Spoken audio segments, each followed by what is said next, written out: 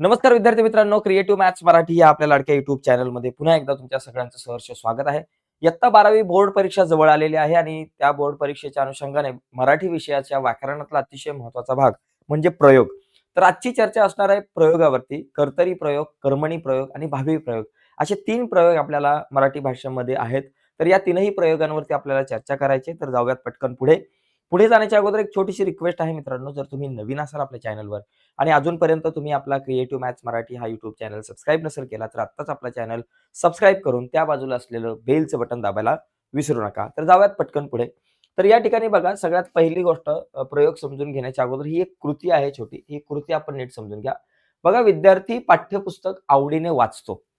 आता याच्यामध्ये विद्यार्थी विद्यार्थी पाठ्यपुस्तक आवडीने वाचतो हे जे वाक्य आहे, या वाक्यामध्ये काही महत्त्वाचे मुद्दे आपल्याला विचारले गेलेले आहेत. तर वाक्यातील क्रियापदातील धातू आता क्रियापदातील धातू क्रियापद काय वाचतो आहे. मग इथं धातू जो आहे तो वाचणे आपण लिहितो. वाचणे. धातू जो आहे तो वाचणे क्रियापदातील. पाठ्यपुस्तक आवडीने वाचणारा तो कोण? कोण आहे जो पाठ्यपुस्तक वाचतोय? तर विद्यार्थी वाचतोय. विद्यार्थी पाठ्यपुस्तक वाचतोय म्हणजे विद्यार्थी काय झाला बाबा या ठिकाणी तुमचा कर्ता झाला. जो वाचतोय तो कर्ता. वाचले जाणारे ते काय? काय वाचलं जातंय? काय वाचलं जातंय ते पाठ्यपुस्तक. तर इथं पाठ्यपुस्तक आपण या ठिकाणी लिहूयात. पाठ्यपुस्तक वाचलं जातंय. याला आपण कर्म म्हणू. आणि आहे वरील क्रियापदातील क्रिया कोणती आहे? तर क्रिया कुठली आहे? तर वाचन करण्याची क्रिया आहे. वाचन. वाचन ही क्रिया आहे. तर मित्रांनो हे 4-5 मुद्दे आपण समजून घेऊयात आणि याच्यानंतर पुढे जर आपण बघितलं, की लक्षात ठेवा वाक्यात कर्त्याला किंवा कर्माला प्राधान्य दिल्यामुळे क्रियापदाचे रूप त्यांच्याप्रमाणे बदलत असते. वाक्यातील कर्ता क्रियापद, कर्म क्रियापद या संबंधाला प्रयोग म्हणतात. जर तुम्ही नीट विचार केला अ, बघा वाक्यात कर्त्याला किंवा कर्माला प्राधान्य दिल्यामुळे क्रियापदाचं रूप बदलतं. कसं? जसं विद्यार्थी पाठ्यपुस्तक आवडीने वाचतो. विद्यार्थ्याच्या ऐवजी विद्यार्थिनी असतं, तर विद्यार्थिनी पाठ्यपुस्तक आवडीने वाचते झालं असतं. म्हणजे या ठिकाणी इथं आपल्याकडे विद्यार्थीच्या ऐवजी विद्यार्थिनी केलं, तर वाचतोच्या ऐवजी वाचते होतं. म्हणजे जे तुमचं क्रियापद आहे त्याच्यात बदल होतो. जर तुम्ही इथं कर्त्यामध्ये बदल केला, तर क्रियापदामध्ये बदल होतो. त्याचप्रमाणे पाठ्यपुस्तकच्या ऐवजी पाठ्यपुस्तके, विद्यार्थी पाठ्यपुस्तके आवडीने अ, ठीक आहे, विद्यार्थी पाठ्यपुस्तके आवडीने वाचतो, तर तेच आहे. म्हणजे ज्या वाक्यामध्ये कर्ता किंवा कर्मामुळे क्रियापदात बदल होतो. तर हे जे संबंध आहे म्हणजे वाक्यात कर्त्याला किंवा कर्त्याला किंवा कर्माला प्राधान्य दिल्यामुळे क्रियापदाचे रूप त्यांच्याप्रमाणे बदलते. कधी-कधी बदलत पण नाही. तेव्हा भावे प्रयोग असतो. तर अशा या ठिकाणी वाक्यातील कर्ता क्रियापद व कर्म क्रियापद हा जो संबंध आहे याला आपण प्रयोग म्हणतो. आता प्रयोगाचे मुख्य 3 प्रकार आहेत. त्याच्यामध्ये कर्तरी प्रयोग आहे. म्हणजे कर्त्याच्या लिंग, वचन, पुरुष यांच्यानुसार क्रियापदाच्या रूपात बदल होतो. म्हणजे या ठिकाणी कर्ता बदलला, की क्रियापदाच्या रूपामध्ये बदल होतो. जसं की इथं विद्यार्थीच्या ऐवजी विद्यार्थिनी केलं, की वाचतोच्या ऐवजी वाचते होऊन जातं. तो आपला झाला कर्तरी प्रयोग. कर्मणी प्रयोग म्हणजे काय? कर्माच्या लिंग, वचन यानुसार क्रियापदाच्या रूपात बदल होतो. म्हणजे कर्म बदललं, की क्रियापदामध्ये क्रियापदाच्या रूपात बदल होतो. कर्माच्या रूपात बदल केल्यामुळं. आणि भावी प्रयोग म्हणजे काय? कर्त्याच्या किंवा कर्माच्या लिंग, वचन यानुसार क्रियापदाच्या रूपात बदल होत नाही. म्हणजे कर्त्याच्या लिंग, त्याचबरोबर तुम्ही वचन याच्यामध्ये जरी बदल केले किंवा कर्माच्या लिंग, वचन याच्यात बदल जरी केलं, तरी क्रियापदात कुठल्याही प्रकारचा बदल होत नाही. याला भाव्य प्रयोग म्हणतात. आता तीनही प्रयोगाविषयी आपण डिटेलमध्ये समजून घेऊयात, कारण मार्क हातातले आहेत, ते मिळालेच पाहिजे. तर डिटेलमध्ये आपण तिन्ही प्रयोग जरा व्यवस्थित समजून घेऊ. जसं की कर्तरी प्रयोग म्हणजे काय? कर्तरी म्हणजे कर्त्याला जास्त इथं महत्त्व आहे. कसं काय? खालील उदाहरण वाचून बघा. समीर चित्र रंगवतो, स्वाती चित्र रंगवते. बघा समीर हा एक कर्ता आहे इथं, जो चित्र रंगवतो. बरोबर रंगवतो. आता चित्र कर्म आणि क्रियापद रंगवणे. ओके. स्वाती क्रियापद रंगवते. म्हणजे इथं कर्ता समीरच्या ऐवजी स्वाती केलं. म्हणजे पुल्लिंगीच्या ऐवजी स्त्रीलिंगी केलं. तर तुमच्या क्रियापदात बदल होतो. रंगवतोच्या ऐवजी रंगवते होतं. म्हणजे जर तुम्ही इथं कर्ता बदलला, की क्रियापदाच्या रूपात बदल होतो. याला आपण कर्तरी प्रयोग म्हणतो. म्हणजे जर का कर्ता बदलला, कर्त्याचं लिंग, वचन जर बदललं ना, तर या क्रियापदामध्ये बदल होतो. क्रियापदाच्या रूपात बदल होतो. याला आपण म्हणतो कर्तरी प्रयोग. जसं की इथं बघा मुलगी सूचना फलक वाचते आणि मुलगीच्या ऐवजी मुली असतं अनेक वचन केलं तर सूचना फलक वाचतात. म्हणजे इथे सुद्धा बघा वाचते आणि वाचतात होतं.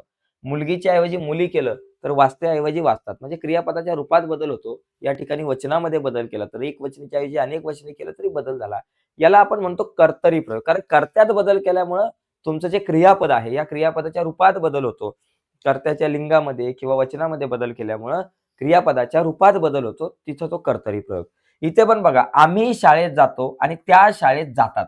जातो झाले, जातोचं जातात. का? कारण मी या ठिकाणी तो आपला जो कर्ता जो आहे, त्या कर्त्याचं रूप बदललं, तर क्रियापदाचं रूप सुद्धा बदलतं. तर इथे जर तुम्ही विचार केला, तर या वाक्यांना आपण म्हणतो कर्तरी प्रयोग. कारण वाक्यातील कर्त्यामुळे कर्त्याचं लिंग बदललं, वचन बदललं, तर क्रियापदाच्या रूपात बदल होतो.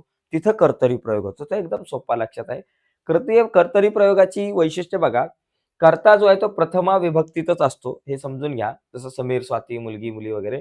कर्म असल्यास ते प्रथमा किंवा द्वितीय विभक्तीत असतं आणि वाक्यातील क्रियापद कर्त्याच्या लिंग, वचन व पुरुष यांच्यानुसार बदलतं. ओके, लक्षात घ्यायचं. क्रियापद जे आहे, ती कर्त्याच्या लिंग, वचन आणि पुरुष यांच्यानुसार ते बदलत जातं आणि म्हणून व्याख्या केली, जेव्हा कर्त्यातील क्रियापद हे कर्त्याचे लिंग, वचन व पुरुष याप्रमाणे बदलते, तेव्हा तो कर्तरी प्रयोग असतो.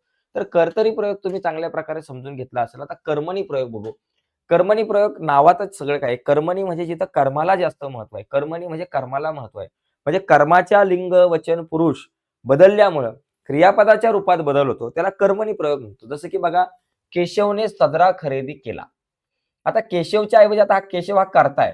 बघा इथे जर कर्ता बदलला, केशवच्या ऐवजी स्वाती जरी लिहिलं, स्वातीने सदरा खरेदी केला, तरी त्या वाक्यातल्या क्रियापदावर फरक पडत नाहीये. जरी मी या ठिकाणी केशवच्या ऐवजी स्वाती जरी केलं तरी फरक पडणार नाही. कारण कर्त्याचं रूप आणि वचन जरी बदललं, तरी इथे खरेदी केला जो तुमचा केला जी आपलं क्रियापद आहे त्याच्यात बदल होत नाही. म्हणजे कर्माच्या बदलामुळे म्हणजे कर्माचं लिंग आणि वचन बदलल्यामुळं क्रियापदात बदल होत नाही. परंतु सदराच्या ऐवजी सदरे केलं, सदराच्या ऐवजी विजार केलं. म्हणजे इथं जे कर्म जे आहे तुमचं, कर्म बदलून टाकलं तुम्ही. सदराच्या ऐवजी विजार केलं. म्हणजे केशवने सदरा खरेदी केल्याच्या ऐवजी केशवने विजार खरेदी केली. विजार खरेदी केली. विजार खरेदी केला असं नाही होणार, विजार. म्हणजे तुम्ही इथं कर्मच बदललंय. कर्म बदलल्यामुळं केलाच्या ऐवजी केली होऊन जाईल. म्हणजे क्रियापदाच्या रूपात बदल होतो किंवा कर्माच्या बदलामुळे, कर्म बदलल्यामुळे. बघा, म्हणजे सदराच्या ऐवजी विजार केलं, की केलाच्या ऐवजी केली. म्हणजे कर्म बदलल्यामुळं क्रियापदाच्या रूपात बदल झाला. इथे पण बघा, कमलने बक्षीस मिळवले आणि कमलने बक्षिसे मिळवली. म्हणजे तुमचं जे काही कर्म आहे, त्या कर्माचं तुम्ही वचन बदललं. एक वचनच्या ऐवजी अनेक वचन केलं. तेव्हा मिळवल्याच्या ऐवजी मिळवली झालं. म्हणजे कर्माच्या वचनात बदल केल्यामुळं तुमच्या क्रियापदाच्या रूपात बदल झाला. म्हणजे इथं कर्मामध्ये ज्यावेळेस तुम्ही बदल करता, लिंग त्याचबरोबर त्याच्या वचनामध्ये बदल करता. तो बदल केल्यामुळं क्रियापदाच्या रूपात बदल होतो. त्याला आपण कर्मणी प्रयोग म्हणतो. ओके. कर्मात बदल केल्यामुळे क्रियापदात तिथे बदल होतो. म्हणजे कर्मणी प्रयोगाचे वैशिष्ट्य काय? कर्ता सामान्यतः तृतीय विभक्तीत असतो. ओके. आणि कर्म नेहमी प्रथमा विभक्तीत असते आणि क्रियापद कर्माच्या लिंग वचनानुसार बदलते एवढं लक्षात घ्या. त्याच्यामुळे आपली व्याख्या बनते. जेव्हा वाक्यातील क्रियापद हे कर्माच्या लिंग वचनाप्रमाणे बदलते, तेव्हा तो कर्मणी प्रयोग होतो. कर्माच्या लिंग वचनाप्रमाणे बदलल्यानंतर. आणि तिसरा आणि एक महत्त्वाचा प्रश्न आहे. बघा, सैनिकाने शत्रूला इथे बघा, सैनिकाने शत्रूला सीमेवर रोखले. ओके, असं आपण म्हणू. ओके. सैनिकाने एकवचन, शत्रूला एकवचन, सीमेवर रोखले. सैनिकांनी शत्रूला सीमेवर रोखले. रोखणे हे क्रियापद आहे. आता इथे बघा, सैनिकानेच्या ऐवजी सैनिकांनी झालं. म्हणजे कर्ता जो आहे बदलला. इथे मी कर्ता बदलला. कर्ता बदलला म्हणजे काय झालं? सैनिकाने एक वचन होतं, कर्त्याचं मी अनेक वचन केलं. पण कर्त्याचं अनेक वचन केल्यानंतर हे जे काही क्रियापद आहे त्याच्यावर फरक पडला का नाही? म्हणजे कर्त्या बदलल्यामुळे क्रियापदाच्या रूपावर कुठल्याही प्रकारचा परिणाम झाला नाही. आता इथे बघा, शत्रूला हा तुमचं कर्म आहे. कोणाला रोखलंय? शत्रूला रोखलंय. आणि सैनिकांनी शत्रूंना सीमेवर रोखले. आता इथं तुम्ही जर बघितलं कर्माचा विचार केला तर शत्रूला एक वचन, शत्रूंना अनेक वचन. कर्म बदलल्यामुळे सुद्धा क्रियापदाच्या रूपात बदल झाला नाही. म्हणजे अशी काही वाक्य असतात, जिथे तुम्ही कर्ता जरी बदलला, कर्म जरी बदलला, तरी क्रियापदाच्या रूपात बदल होत नाही. या प्रयोगाला आपण भावे प्रयोग म्हणतो. जसं की श्रीधर पंतांनी बैलांना बांधले. ओके, बांधले. बैलांना बांधले. म्हणजे श्रीधर पंत कर्ता आहे, बैलांना कर्म आहे, बांधले. सुमित्राबाईंनी गायीला बांधले. बघा, इथं जर तुम्ही विचार केला, इथं कर्ता पण बदलला आणि कर्ता पण बदलला आणि कर्म पण बदलला. पण तुमचं क्रियापद बदलत नाही. बांधलेच आहे. त्याने गोऱ्याला बांधले. इथे पण बांधले होऊन जाईल. आणि त्यांनी शेळ्यांना बांधले. इथे पण बांधले होत जाईल. म्हणजे ज्या वाक्यामध्ये कर्ता कर्म बदलल्यामुळं, कर्ता कर्माच्या लिंगामध्ये, वचनामध्ये, पुरुषामध्ये बदल केल्यामुळं अ, क्रियापदाच्या कुठल्याही रूपात बदल होत नाही. क्रियापदाच्या रूपात कुठलाही बदल होत नाही. त्याला आपण भावे प्रयोग म्हणतो. ओके. बघा याचे निरीक्षण केल्यास लक्षात येतं, की कर्त्याचे लिंग, वचन, पुरुष बदलूनही क्रियापदाच्या रूपात बदल होत नाही. त्याचप्रमाणे कर्माच्या लिंग, वचनात बदल करूनही क्रियापदाच्या रूपात बदल होत नाही. म्हणजे कर्म जरी बदललं तरी क्रियापदाच्या रूपात बदल होत नाही. आणि वरील वाक्यात सर्व क्रियापदे तृतीय पुरुषी, नपुंसकलिंगी व एकवचनी आहेत, हे सुद्धा समजून घ्या. तर या ठिकाणी आपल्याला एकच फक्त वाक्य नीट लक्षात ठेवायचं साध्या भाषेमध्ये, की एखाद्या वाक्यामध्ये कर्ता असेल किंवा कर्म असेल, या दोघांच्याही लिंग, रूप, पुरुष याच्यात बदल केल्यामुळे तुमच्या क्रियापदात कुठल्याही प्रकारचा बदल होत नाही. क्रियापदाच्या कुठल्याही रूपात बदल होत नाही. त्याला आपण म्हणतो भावे प्रयोग. तर आता बघा इथे भावे प्रयोगाची वैशिष्ट्ये तुम्ही लक्षात घेतली असेल. मी आता सांगितली जस्ट, त्याच्यामुळे इथे काही बघायची आवश्यकता नाही. आपण काही उदाहरणं बघूयात. या वाक्यातला प्रयोग ओळखा. आता वाक्यातला प्रयोग ओळखताना तुम्ही चेक करायचे, की बाबा इथं कर्ता बदलून बघायचं, कर्म बदलून बघायचं, क्रियापदात काय बदल होतो का? कर्ता बदलल्यामुळे क्रियापदात बदल होतो का? की कर्म बदलल्यामुळे होतो, की दोन्ही बदलल्यामुळे नाही होत? तर बघा, मुख्याध्यापकांनी इयत्ता 10वीच्या गुणवंत विद्यार्थ्यांना बोलावले. बोलावले हे तुमचं झालं क्रियापद. बरोबर. आता समजा मुख्याध्यापकांनीच्या ऐवजी मुख्याध्यापिकेने म्हटलं असतं. मुख्याध्यापिकांनी किंवा मुख्याध्यापिकेने असं जर म्हटलं असतं, तरी इयत्ता 10वीच्या मुख्याध्यापिकेने इयत्ता 10वीच्या गुणवंत विद्यार्थ्यांना बोलावले. बोलावलेमध्ये काहीच बदल झाला नसता. करता शिक्षक जरी केलं असतं, शिक्षकांनी इयत्ता 10वीच्या गुणवंत विद्यार्थ्यांना बोलावले. बोलावलेच आलं असतं. काहीच बदल नसता झाला. शिक्षकांनी म्हटलं असतं तरी. शिक्षकाने म्हटलं असतं, शिक्षकाने इयत्ता 10वीच्या गुणवंत विद्यार्थ्यांना बोलावले. म्हणजे इथे तुम्ही कर्त्यामध्ये खूप सारे बदल जरी केले, तरी तुमच्या बोलावलेमध्ये काही फरक पडत नाहीये. बोलावले तसाच राहतो. तुमचं क्रियापद तसंच राहतं. आता बघा 10वीच्या गुणवंत विद्यार्थ्यांनाच्या ऐवजी विद्यार्थ्याला असतं. मुख्याध्यापकांनी इयत्ता 10वीच्या गुणवंत विद्यार्थ्याला एकवचनी असतं. विद्यार्थ्याला बोलावले.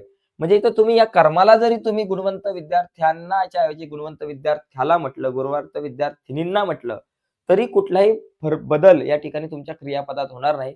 म्हणजे हा भावे प्रयोग झाला. भावे प्रयोग म्हणजे इथे तुम्ही कर्ता बदला, कर्म बदला, क्रियापदात काही फरक पडत नाहीये. त्याला भावे प्रयोग. मग हा झाला भावे प्रयोग आणि हे अशा प्रकारचं प्रश्न तुम्हाला विचारले जातात. ओके. पुढचा बघा, कर्णधाराने सैनिकांना सूचना दिली. आता कर्णधाराने सैनिकांना सूचना दिली. देणे हे तुमचं झालं एक बाबा क्रियापद. सैनिकांनाच्या जे सैनिकाला म्हटलं असतं. कर्णधाराने सैनिकाला, चला हे कर्म आहे. कर्म बदलून बघा. सैनिकांनाच्या ऐवजी सैनिकाला सूचना दिली. दिलीच असतं. सैनिकाला पण सूचना दिली असंच असतं. आणि कर्णधाराच्या ऐवजी सैनिकाने सैनिकांना सूचना दिली. सैनिकांना केलं असतं तर सैनिकाने सैनिकांना सूचना दिली. किंवा इथं सैनिकांनी म्हटलं असतं. सैनिकांनी सैनिकांना सूचना दिली. तर हे दिल्लीमध्ये काहीच फरक नसता पडला. म्हणून हा सुद्धा झाला तुमचा भावे प्रयोग. तुम्ही या ठिकाणी कर्ता बदला, कर्म बदला, तुमच्या क्रियापदात काही फरक पडत नाही. तो भावे प्रयोग. आता इथे बघा, मुले प्रदर्शनातील चित्रे पाहतात. आता मुलेच्या ऐवजी मुली केलं. मुली प्रदर्शनातील चित्रे पाहतात. मुली प्रदर्शनातील चित्रे पाहतात. इथे सुद्धा काही फरक पडला नसता. आणि इथं चित्र जरी केलं, इथं मुलेच्या ऐवजी जर मुलगा म्हटलं असतं. मुलीच्या ऐवजी मुलगा म्हटलं असतं, तर मुलगा प्रदर्शनातील चित्रे पाहतात आलं असतं का नसतं? मुलगा प्रदर्शनातील चित्र पाहतो. पाहतो असं आलं असतं. ज्यावेळेस मुलगा असतो ना किंवा मुलगी असते, मुलगी प्रदर्शनातील चित्र पाहते आलं असतं. म्हणजे इथं जर तुम्ही वचन बदललं कर्माचं, कशाचं? कर्त्याचं वचन बदललं. म्हणजे हा जो कर्ता आहे, हा कर्ता बदलला. मुलेच्या ऐवजी मुलगा केला, तर इथं पाहताच्या ऐवजी पाहतो होतो. म्हणजे ह्या क्रियापदात बदल केव्हा होतो? ज्यावेळेस तुम्ही कर्त्याच्या रूपात बदल करता. त्याच्यामुळे याला आपण म्हणतो कर्तरी प्रयोग. कर्तरी प्रयोग. कारण इथे कर्त्यात बदल केल्यामुळे गडबड होते. तुमचं क्रियापदाचं रूप बदलतं. बाकी चित्रेच्या ऐवजी चित्र पाहतात. चित्रेच्या ऐवजी चित्र केलं ना, तरी पाहतातच येईल. म्हणजे मुले प्रदर्शनातील चित्र पाहतात. ओके. चित्र पाहतात आणि त्याचबरोबर मुली प्रदर्शनातील चित्र पाहतात. चित्रेच्या ऐवजी चित्र जरी केलं ना, तर इथं फरक पडणार नाही. परंतु इथं तुम्ही कर्ता जो आहे, त्या कर्त्यामध्ये जर तुम्ही बदल केला, तर तुमच्या क्रियापदात बदल होतो म्हणून कर्मणी प्रयोग. आता बघा, खेळताना वात्रे घोडा अचानक पसार झाला. आता खेळताना वात्रे घोडा जो आहे, तो तुमचा कर्ता आहे. अचानक प्रसार झाला. आता या ठिकाणी प्रसार झालं चुकून त्याच्याऐवजी पसार झाला असं पाहिजे. आता घोडाच्या ऐवजी घोडी केली. खेळताना व्रात्य घोडी अचानक प्रसार झाल्याच्या ऐवजी झाली होईल. घोडाच्या ऐवजी घोडी केली म्हणजे या घोड्याचं वचन बदललं, तर इथं तुमचा जो इथं तुमचं जे क्रियापद आहे, क्रियापदाच्या रूपात बदल होतो. म्हणून हा झाला तुमचा कर्तरी प्रयोग. ओके, याला म्हणू आपण कर्तरी प्रयोग. त्याच्यानंतर इथे बघा खाली, मावळ्यांनी शत्रूला युद्धभूमीवर धरले. ओके, युद्धभूमीवर धरले किंवा रोखले असं जर काही असेल. मावळ्यांनीच्या ऐवजी मावळ्याने असतं. मावळ्याने शत्रूला युद्धभूमीवर धरले.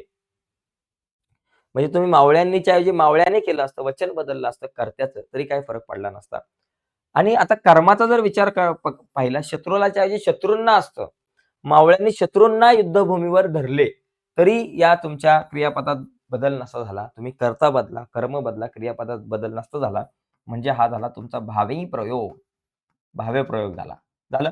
पुढे बघा, राजाला नवीन कंदाहार शोभतो. आता राजाच्या ऐवजी राणी केलं. राणीला नवीन कंदाहार शोभतो. राजकुमाराला नवीन कंदाहार शोभतो. शोभतोच आला असता, काही फरक नसता. पण कंदाहारच्या ऐवजी अनेक वचन केलं असतं. कंदाहार अनेक वचनी असतं. तर शोभतात आलं असतं. म्हणजे तुमचं कर्म बदलल्यामुळे इथं गडबड होते. म्हणून कर्मणी प्रयोग याला आपण म्हणू. कर्मणी प्रयोग.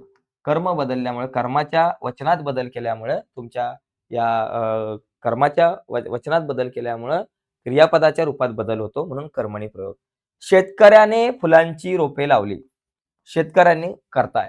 त्याच्याऐवजी विद्यार्थ्यांनी फुलांची रोपे लावली. काही फरक नसता पडला. त्याचबरोबर शेतकऱ्यांनी फुलांची रोपे लावली. काही फरक पडला नसता लावलीवरती. परंतु रोपेच्या ऐवजी रोप आलं असतं. रोप. एक रोप आलं असतं. तर लावलीच्या ऐवजी लावले आलं असतं. एक रोप लावले. शेतकऱ्याने फुलांचे रोप लावले. फुलांचे रोप म्हणजे इथं जर कर्ता जो आहे, कर्म जे आहे, त्या कर्माचं वचन बदललं असतं, तर तुमच्या क्रियापदाचं रूप बदलतं. म्हणून याला आपण कर्मणी प्रयोग आपण म्हणू. तर अशा प्रकारे तुम्हाला हे प्रयोग ओळखता आले पाहिजे. कारण प्रयोग ओळखा असा प्रश्न आपल्याला येतो. तर आजच्या या चर्चेमध्ये मित्रांनो आपण इथेच थांबूयात. नक्कीच तुम्हाला ही व्हिडिओ आवडली असेल, तर आपल्या या व्हिडिओला लाईक करा. नवीन असाल तुम्ही आपल्या YouTube चॅनलवर आणि अशा प्रकारच्या तुम्हाला इयत्ता 10वी मराठीचे असंख्य व्हिडिओ बघायचे असतील, अनेक व्हिडिओ परीक्षेच्या काळामध्ये, तर आपला चॅनल सबस्क्राईब करायला विसरू नका. आणि नुसतंच चॅनल सबस्क्राईब नका करू, त्याच्या बाजूला एक बेलचं बटन आहे, ते सुद्धा दाबा, जेणेकरून मी अपलोड केलेल्या प्रत्येक नवीन व्हिडिओची नोटिफिकेशन सगळ्यात अगोदर तुमच्यापर्यंत पोहोचेल. बाय मित्रांनो, धन्यवाद सर्वांना.